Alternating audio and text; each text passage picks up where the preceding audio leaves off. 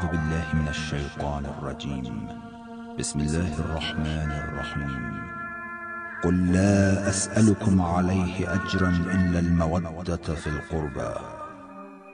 اے رسول کہہ دیجئے میں اس تبلیغ رسالت پر تم سے کوئی اجر نہیں مانگتا سوائے یہ کہ قریب ترین رشتہ داروں کی محبت کے۔ لالچی آدمی۔ ایک دن کی بات ہے کہ ثعلبہ نامی ایک فقیر جو کہ انصار میں سے تھا پیغمبر اکرم صلی اللہ علیہ وآلہ وسلم کی خدمت میں حاضر ہوا اور عرض کیا، اے رسول خدا، آپ پر درود و سلام ہو۔ فقر و تنگ دستی نے میرا سکھ چین چھین لیا ہے اور اب میرے وجود میں زندگی کی مزید کوئی رمق باقی نہیں رہی۔ اس آرزو میں میری عمر گزر رہی ہے کہ خدا مجھے کبھی مال و دولت عطا کرے گا۔ آپ صلی اللہ علیہ وآلہ وسلم خدا سے دعا کریں تاکہ وہ مجھے مال و متاع عطا کرے۔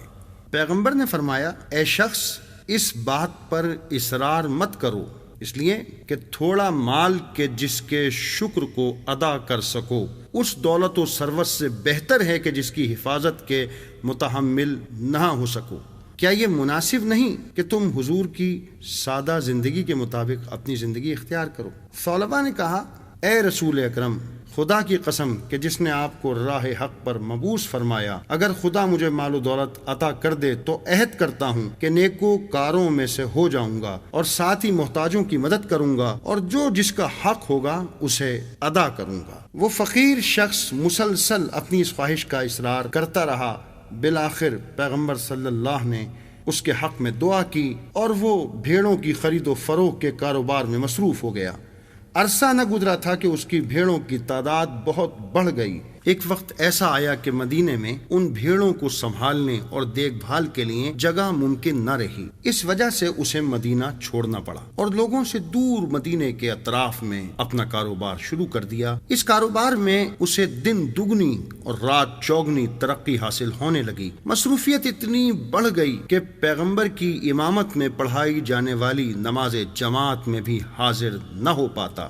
کچھ عرصے بعد پیغمبر صلی اللہ علیہ وسلم نے اپنے نمائندوں کو زکوٰۃ کی وصولیابی پر مامور کیا اور پیغمبر کے مامور کردہ وہ نمائندے ثعلبہ کے پاس بھی گئے اور اس سے زکوٰۃ ادا کرنے کو کہا، لیکن اس نے شدت حرص و طمع، لالچ کی وجہ سے زکوٰۃ ادا کرنے سے انکار کر دیا اور کہا، میں نے یہ بھیڑیں آسانی سے حاصل نہیں کی ہیں کہ میں ان میں سے کچھ تعداد تمہیں بطور زکوٰۃ دے دوں، اور ویسے بھی یہ حکم غیر مسلموں کے لیے ہے، ہم تو اسلام لا چکے ہیں، اس لیے ہم مالیات کی ادائیگی سے بری الذمہ ہیں۔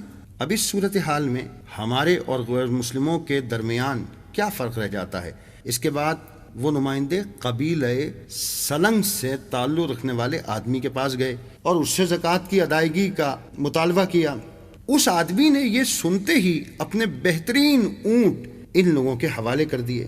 پیغمبر کے بھیجے ہوئے نمائندوں نے کہا کہ بھائی، یہ ضروری نہیں ہے کہ تم اپنے بہترین اونٹ دو، لیکن اس مرد سلیمی نے کہا، میرے لیے یہ ناممکن ہے کہ میں اپنے بہترین مال و اسباب کو خدا اور اس کے رسول کے علاوہ کسی اور کو دوں۔ پیغمبر کے نمائندوں نے ثعلبہ سے دوبارہ رجوع کرتے ہوئے ایک بار پھر زکوٰۃ کے ادا کرنے کو کہا، لیکن اس بار بھی اس نے زکوٰۃ دینے سے انکار کر دیا۔ آخرکار وہ لوگ واپس پیغمبر اکرم صلی اللہ علیہ وسلم کی خدمت میں واپس لوٹ آئے اور تمام حال سنایا۔ پیغمبر کے دل کو بہت دکھ ہوا، غمگین ہوئے اور فرمایا، افسوس ہے ثعلبہ پر، افسوس ہے ثعلبہ پر، اور اس مرد سلم کے حق میں دعائے خیر کی۔ اس کے بعد جبرائیل امین نازل ہوئے اور اس آیت کی تلاوت فرمائی۔ أعوذ بالله من الشيطان الرجيم. بسم الله الرحمن الرحيم.